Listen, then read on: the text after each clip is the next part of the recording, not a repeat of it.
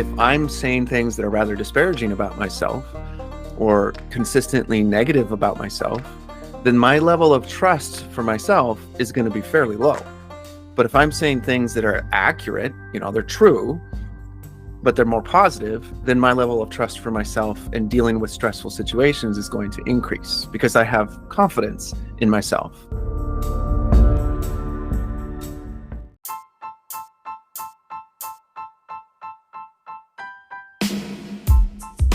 Welcome to the Lead to Win podcast. This week, we visit with Kyle Gillette, Master NLP Coach, Master MER Practitioner, best-selling author, John Maxwell Business and Leadership Coach, men's mentor, husband, and dad with diverse experience running 4 companies and a nonprofit.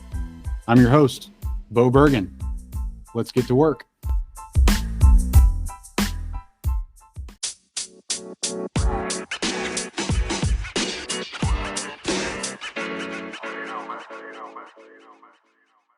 Super excited for the show today as we visit with Kyle Gillette. Kyle is a master NLP coach, master MER practitioner, best-selling author, John Maxwell Business and Leadership Coach, men's mentor, husband, and dad with diverse experience running 4 companies and a nonprofit. He now helps small business owners break free from limiting beliefs in 6 hours or less so they can truly be motivated and make more money. To this end, Kyle created the Blue, BLUE shirt leadership framework, helping his clients be self-aware leaders, lead with accountability, use a growth mindset, and empower others. Kyle recently published Right Now Leadership, a 4-part framework for today's leader that is now available on Amazon. Kyle, welcome to the show, and thanks for coming on. Hey, Bo, thanks for having me. What kind of inspired you to create the Blue Shirt Leadership Framework, and give us a little more background on it? Yeah, I got to have the privilege of working in a men's mentoring program for about almost 10 years. And I was in various roles there. I got to live in the house with the guys for about a year. And then we had a pet resort that supported the whole thing. So I ran the pet resort for 3.5 years, and then I ran the program for 3.5 years. And during that time frame, there was a lot of learning that I got to experience as they learned too. I feel like I got the most out of the whole thing more than anybody else, but I learned that there's a lot of stuff that people carry with them, and that stuff is preventing them from the success they want, or even living a life that at least is happy. And so over the course of time after that program, I started to realize the key component of all that is the self-awareness component, starting with being a self-aware leader. And that actually came to me 3 a.m. in the morning. I woke up and I heard a voice say self-awareness. And it was the word I needed to put the acronym together, because I had the other components, but for some reason that one wasn't there. And so when I got all that put together, that's when everything clicked. And then it became real clear that this is the system. This is the process of growing as a leader that I want to help people understand and help them use. Sure. It's funny how thoughts like that can come to you late at night, and I've been in the same boat before. So today's conversation, which I'm honestly really looking forward to learning from, involves the topic of stress, and more specifically, I'm interested in learning how a leader can handle it and push through it. So before we get too far into that, tell me, what are some of the negative effects that you've noticed or seen stress cause in leaders?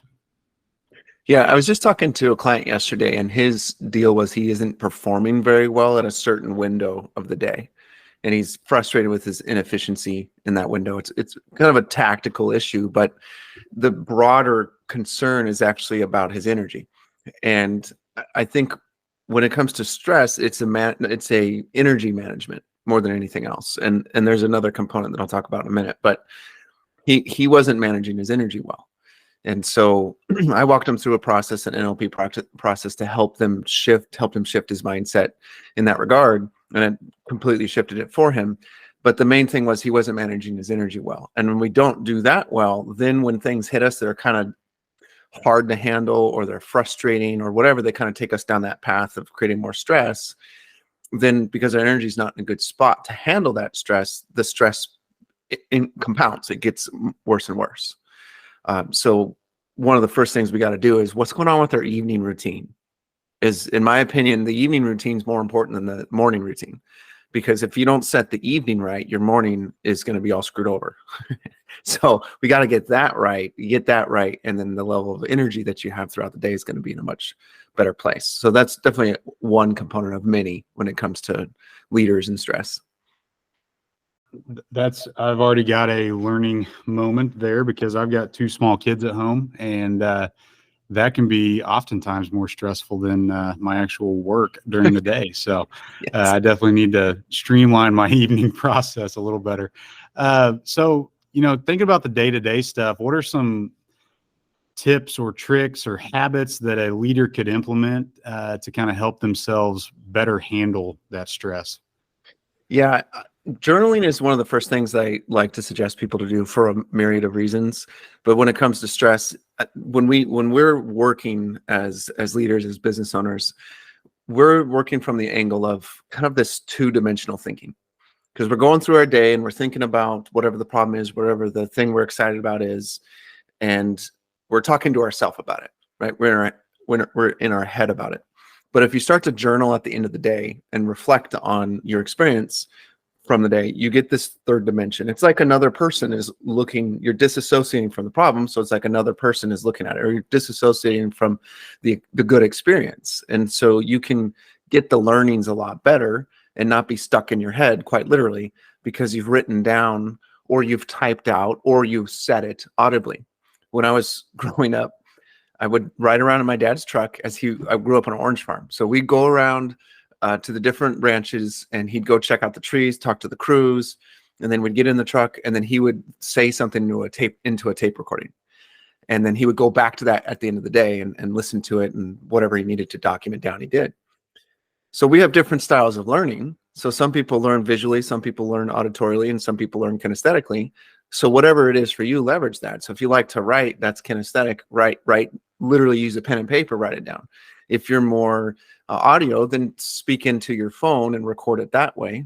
And then if you're more visual, then type it out or write it out, whatever works best in that regard. But when you do that, and then you read it back to yourself as you reflect on it, now we're getting a different angle on whatever is stressing us or whatever is good that is happening. And that can be really rewarding and obviously also de-stressing in the process. Some leaders are great. I wanted to hit on a delegating piece because, sometimes if you're a good delegator, it can eliminate a lot of that stress. I know in my personal professional career, I haven't been a very good delegator, and I think that I've put a lot more stress on myself because of that. So some leaders are really good at it, and some leaders aren't. What are some strategies that leaders can use to help with delegating and getting things off their plate, so that don't necessarily have to be on their plate? Yeah, 100%. In my Right Now Leadership book, there's a section, it's all about empowerment, and there's 5 habits and 5 mindsets of empowerment. And there's a stepwise progression through it. And in my experience working with clients and watching other people and modeling them, and then helping my clients deploy those processes, this 5-step process works. And it's really cool to see. And it's easy, actually. It's really not that tough. So the first step is expectations. When you're going to empower other people and you're going to, lead from that angle, then it's really important that you set an expectation in your own mind about that person. And sometimes we accidentally will set the expectation that says, Bo's not very good at ABC. And so what happens is that whoever would be leading you in that case would be finding the reasons to prove that what they think about you is true. Right. And the way it works is every second we have 2 million bits of information that our brain has to filter. And we can only take in 126 of those that we consciously can leverage or use. And so if you picture 2 million toothpicks falling down around you every second, and you're reaching your arm in there and grabbing 126 every second, that's all we get. Now, if you tell your brain, hey, this employee is a bad performer, then every time you reach in there to grab 126 about that person, that information that you grab is going to be true. and it's gonna prove to you that this person's not a good performer. But if you shift and you go, you know what, Bo's actually a great performer, and then you grab for those bits of information that prove that to be true.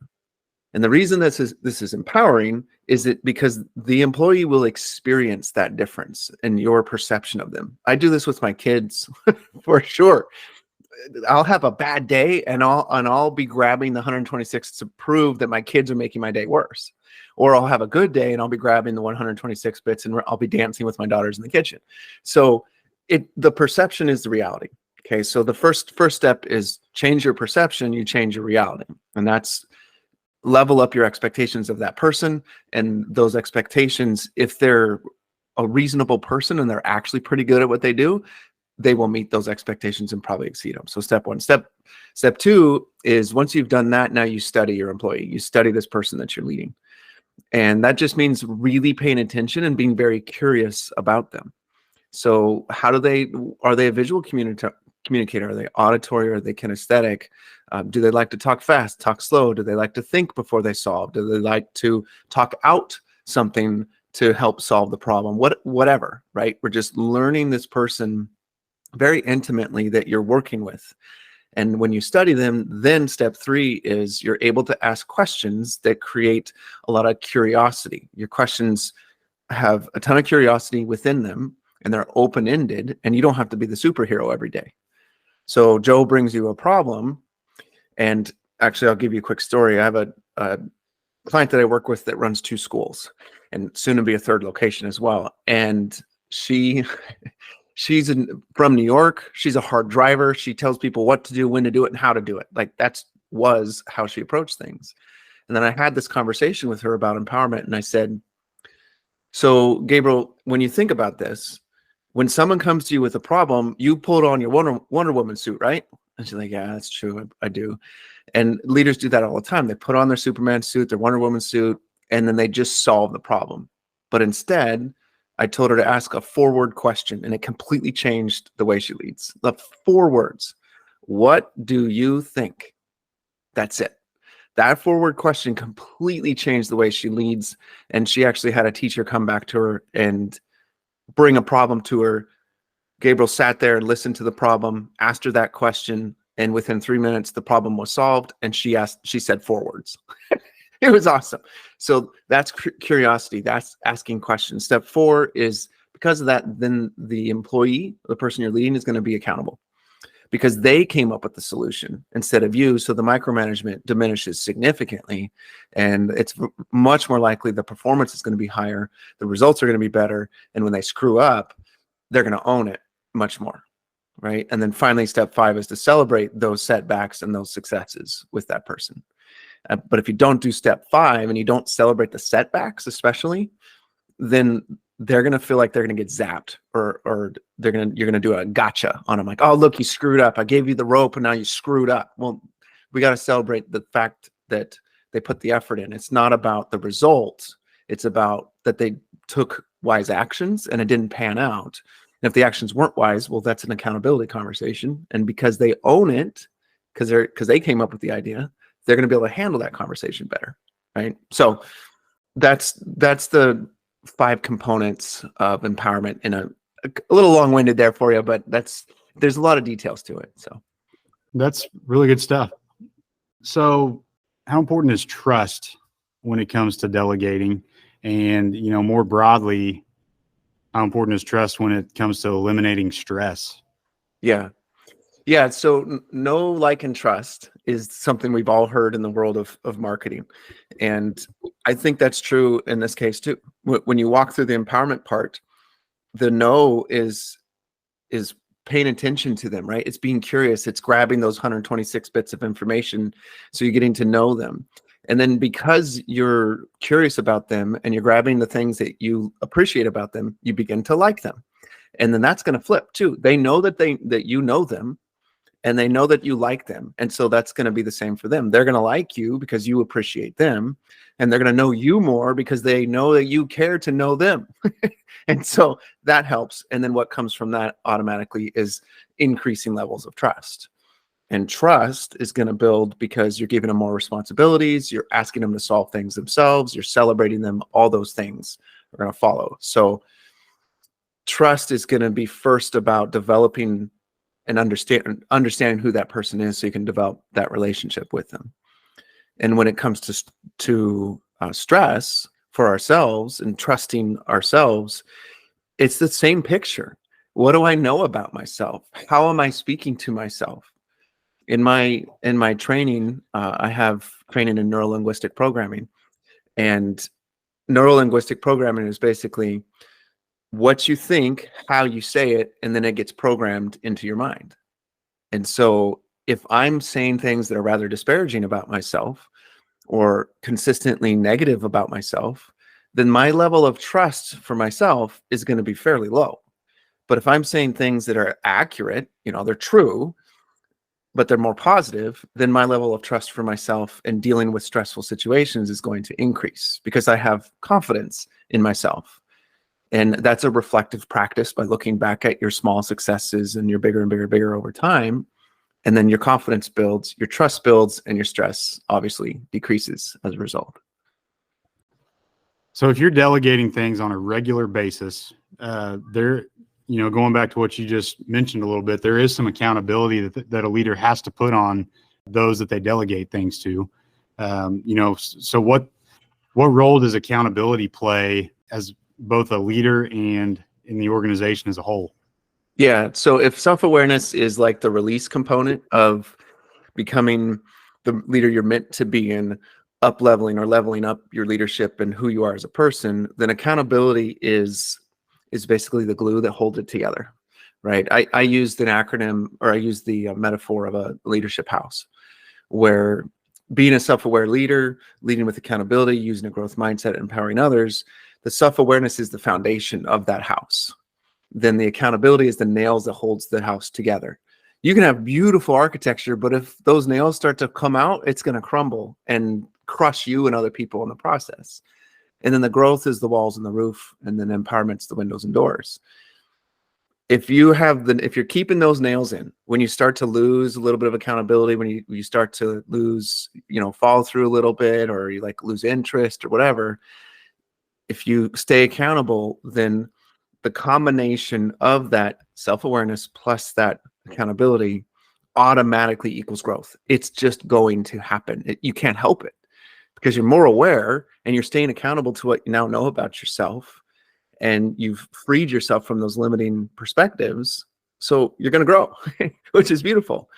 And so that, I believe that accountability is really the heart of it all. So through reading a little bit of your articles and things like that you posted online, I would say that you believe that confidence and clarity are probably pretty vital for overcoming stress and stressful situations. What can a leader do to become more confident and achieve a greater sense of clarity? Yeah, I would say you want to get as big as possible with this. For what purpose? Why does this person want to have less stress? Why does this person want to be more confident? What is behind that? And when you do that, you start to have a better picture of your intentions, your motivations, your passions. And then because what you're doing is tied into that instead of just doing work, the stress of it is different. Sitting here is stressful on my body, just like it is for you. Exercise is stressful. Not eating healthy is stressful. Lots of things that we do is actually stressful, and some stress is good and some stress is bad. And so when you choose the big picture of why you want to do what you're doing, the stress of that is actually pretty rewarding because you're leading to this bigger picture. So if we don't chunk up, if you will, if you don't go bigger and bigger and see what you're trying to accomplish, then when things get difficult, you don't have that North Star to look at. And then the stress becomes the focus instead of, oh, I was stressed. And then I look back up at my North Star. I go, oh, I'm stressed. Oh man, it sucks to be stressed. And you just keep staring. It's like putting your head into a bucket. That's all you see. That's all you hear. And it's not the right context anymore. Yeah, I would say that if you're a leader, you're going to be stressed, probably more often than not if you're doing a good job. But it's always good to have that purpose in mind, and it makes the stressful situations a little bit easier when you know why you're doing it and why you're stressing so much about it. Because I've told people before, if you're not stressed, that means you probably don't care a whole lot about the task at hand, and that sounds a little harsh, but it's true. And if you're a stressful person, it's about trying to figure out ways to handle it and manage that. But it also shows that you care a lot about your organization or the work that you do, the people that you're around, and things like that.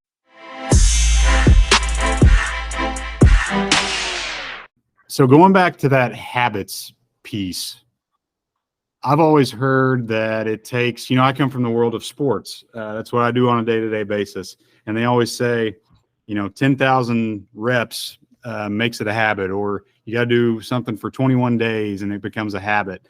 What's your philosophy on that? And what do you think actually develops habits in your head? Is it repetition based, or is it just, naturally happen naturally, or what's your philosophy on that?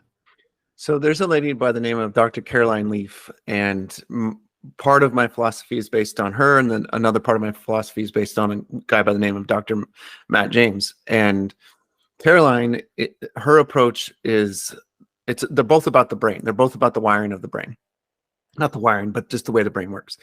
And with Caroline, she makes the point that if you want to get to a new habit, a lot of the times you have to unwind bad habits. And so the time frame to do that takes 63 days. Her research for 30 years, I think it is now, her research for 30 years has proven that that's the case. It takes basically 21 days to unwind and then 42 days to insert, right? So 63 total days with her specific 5-step process. With Dr. Matt James, with the NLP world, what's interesting is habits start in an instant, or patterns or the ways that we do things start in an instant. So for example, I got a cease and desist letter earlier this year, and I got it on a Tuesday, and I was, forgive me, but I was going pee and I was reading my email while I was going pee. Okay. And so I opened it and I see this email that's the cease and desist. I can't use the branding I was using before. So I'm like, it hit me hard. It just hit me. So every time I go to the bathroom, that urinal, because I go there every Tuesday pretty much to go to this networking thing, I remember that experience. And this was this instant where it created a habit for me that I'm now remembering that, and it kind of stresses me, even though that situation is resolved. Still, when I stand there, I get a little bit stressed by it because it ingrained a habit. Well, what is also true is that if you can start something in an instant, you can stop it in an instant as well. So last night, I'll just give you an example with my daughter. She picks her toes while she reads books. She loves to read. She's 12 and she absolutely loves to read. And so I'll walk into her room getting ready to say goodnight to them, and she'll be sitting there reading Harry Potter 12 or whatever she's reading, and she's picking at her toes. And she's like, "Dad, I don't want to do this anymore." And eventually she said it enough times that now I know she really doesn't want to do it anymore. She really wants to stop, which is part of breaking a habit, right? You have to really want to stop. And so I said, okay, well, let's walk through this process. So it's a process called a swish pattern, and there's too many details to explain it. But basically, I help her mind to understand that she can stop doing this by changing the picture of her experience. And instead of the picture being she picks at her toes, for her, when she goes to do that now, she takes a deep breath. That was the replacement habit. And so we did it. It took like 15 minutes, maybe 10 minutes to do it. And now she doesn't pick her toes anymore. And done, 10 minutes. So in almost any habit, you can do that. All the way up to crazy, really difficult situations like PTSD can be broken. Those habits related to that can be broken when you have the right techniques. And so this is one of the things that I'm doing with my clients is, in an instant, they started the habit, but in an instant, we're going to break it too. Because it's just a choice that your mind makes to be stressed. It's just a choice that your mind makes to do a dumb habit or to do a good habit. And so at some point you made that choice, but we can change that choice in an instant as well. That makes a lot of sense. So I kind of want to get into your, your blue shirt leadership stuff. Kind of go into a little bit more detail than I did in your bio. Just tell me what it's all about and kind of how it came about. Yeah, so Blue, like I said, was the acronym and the leadership house and all that, and it was a 3 a.m. wake up call. Just I heard the word and it clicked all together. What I've discovered, over time of using it is leadership does have a cycle to it, and the first domino is that be self-aware part. Because when that new awareness comes, then we have a new accountability, right? So lead with accountability. And when that new accountability comes, like I said before, you grow automatically. And then once you grow, because you're growing as a person, you're going to be bringing other people in your business and in your life, and then you can empower them. But now you know yourself better, you have more accountability, you're growing and you're empowering others. But now you're at a new stage. So what do you have to do? You got to get more self-aware. But when you do that, you got to go through the 4 stages of change, right? So you experience this self-awareness, this accountability, growth, and empowerment. And then things shift and you've got old baggage, old habits, old baggage, old negative beliefs, old stressors that don't need to be there anymore.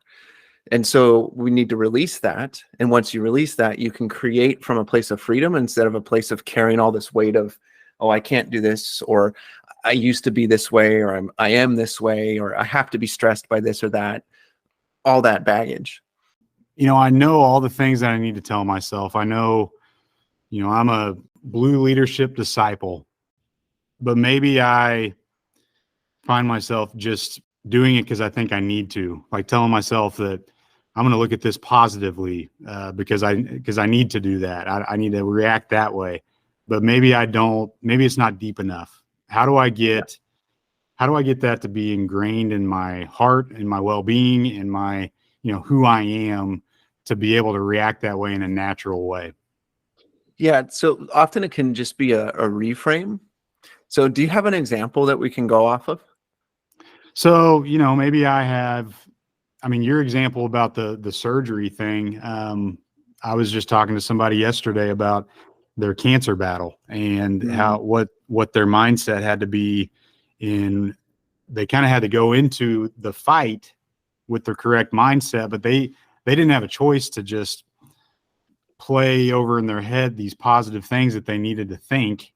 It had to be ingrained in there, and it had to be in their heart. Yes. They believed that they can make a positive thing out of this negative situation.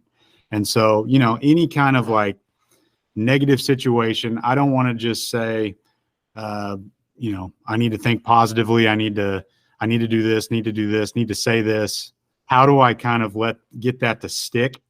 And, my follow-up question would it be circumstance based or outcome based, or would it be, me just kind of developing a belief in it to begin with?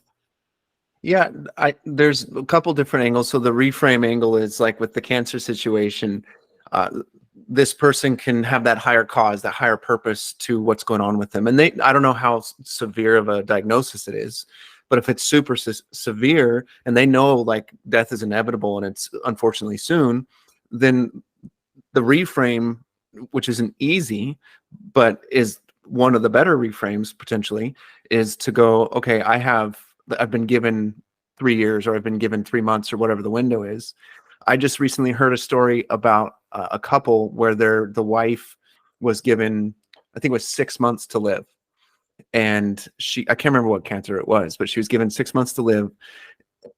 But what she did was she went, I have these months to live. I've got 2 kids and a husband, and I'm going to make the best out of it. Right. We've heard these stories before. Well, she ended up living 3 years instead. Right. So that reframe literally extended her life, according to all the statistics about that specific cancer. So part of it is just reframing the bigger purpose of the stress, of what the stress is, and going, well, how can I learn from this? How can I benefit other people from this? And maintaining that bigger picture is a part of it. And then a much more tactical approach that you can combine with it is going, well, what is the outcome that I want to have from this? We'll pick a lesser scenario. Like you get you lose a contract, right? You think you're going to get a client, but you lose them instead. Okay, well, what is the lesson from that? What did I do wrong? It's more of a reflection on the lessons learned. And then the third piece that can help embed a more permanent change, a more permanent attitude, is consistently looking at whatever scenarios that you're going to deal with in that day and creating a positive outcome for all of them. So the way that I do that is every morning, and this is fairly new for me, but every morning I get up and I go through a routine. Start at 5:30 and go through this routine. And part of the routine is I look at my meetings for the day. So today I'm actually recording a few podcasts, and then I have a long deep dive session with a client that's 3 hours. And so I'm pre-framing all those in my mind that I've, a good experience with them, and then also going out into the future in my mind about what the outcome of that will be, and putting that into my mind of how I want to experience that and how the person I'm interacting with is going to experience it. That helps set us up for less stress in those situations. And we've already told ourselves how we want to experience that situation before we even experience it. And so then our brain has to try to pull that off. And as you do that over and over and over again, it starts to become more and more embedded in your heart. I have a long answer for this. There's another component here that I can answer as well, which is basically there might be some stuff that needs to be let go of that's negative emotions, that's keeping that person from having a different attitude about the situation. But that's a long conversation. Well, that was a tough question. And, maybe I need to schedule an appointment because that was pretty much from me. But that makes a lot of sense. I like the reframing. I think it gives you a good parameter on, I've got this, I can react this way to this situation, and I'm not going to shy away from that. And I'm not going to get outside of my frame of mind. And it goes kind of back to that habits piece. You can develop habits within your mind and your actions. So that's good stuff. Where can kind of wrapping up here, where can my listeners say they're really, really stressed, really, a lot of this is really relevant to them. Where can they find some of your work and what you do? Yeah, easiest probably blueshirtcoaching.com. My website's a good place to go if you want direct contact with me. Otherwise, my Facebook or LinkedIn or various other socials are another good place to connect with me.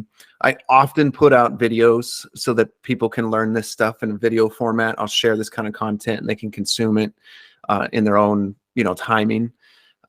If you go to my website and join my newsletter, you're going to get a lot of this content in more depth and a little bit more, I would say, intimate, like where I share more details about my life and about my own frustrations with this and details about client situations. And then lastly, go to my website and blueshirtcoaching.com/book, and then you'll get the 20 mindsets and 20 habits that I break down very detailed that are related to each of the 4 components of Blue. And so that will give you even deeper dive into a lot of the things that we've talked about today. So I like to wrap up every episode with a few rapid fire questions just to get to know you better and things like that. So first one is, if you had one book to recommend to my listeners, what would it be? Spiritual book, definitely the Bible. And then if that's not your thing, probably, Business World, 10x is easier than 2x would probably be another option. Yeah. Okay. What is one thing that people don't know about Kyle Gillette?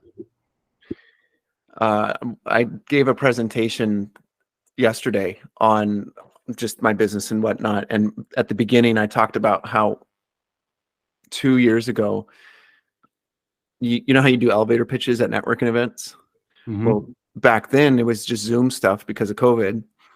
And I would be shaking and my heart would be racing just to do a 30-second pitch on my own business. I was a wreck.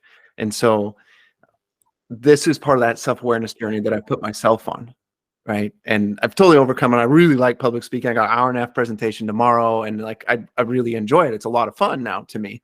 And that is not who I was less than 2 years ago. And so that's the process. That's the journey. And it's a beautiful experience. Mm-hmm. Favorite hobby? What do you like to do outside of working? I really like working out. So I really enjoy working out. I also enjoy hikes with views. So any sort of hike out here that I can get a view, that's wonderful as well. What part of the country are you in? Pacific Northwest. Okay. Yep.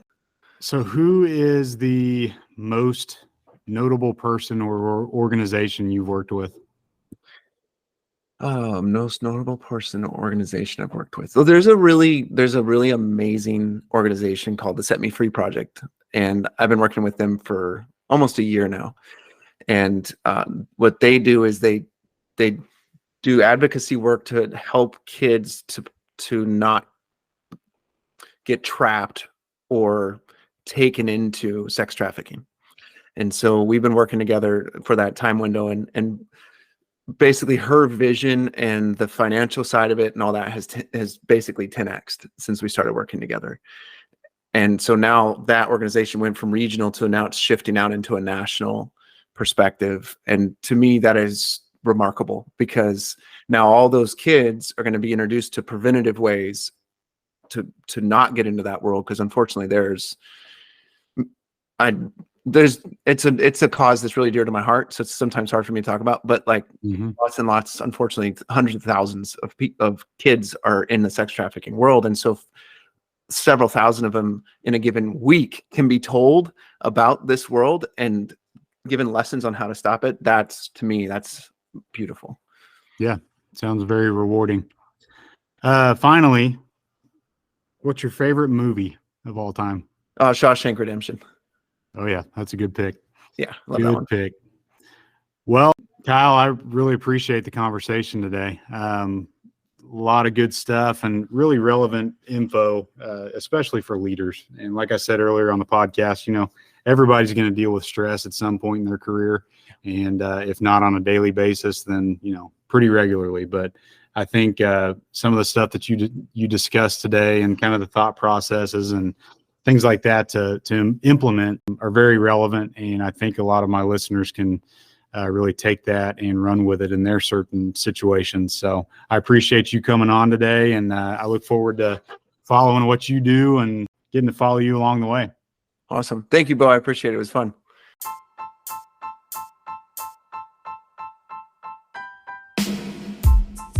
Thanks for listening to this week's episode of the Lead to Win podcast. You can find all of Kyle's links in the description of this episode if you'd like to connect or follow his company. Be sure to set your notifications to receive updates on new episodes. A new episode comes out every Tuesday, and the Lead to Win podcast can be found on Spotify, Amazon Music, and Apple Podcasts. Until next time, I'm your host, Bo Bergen. Now go do the work.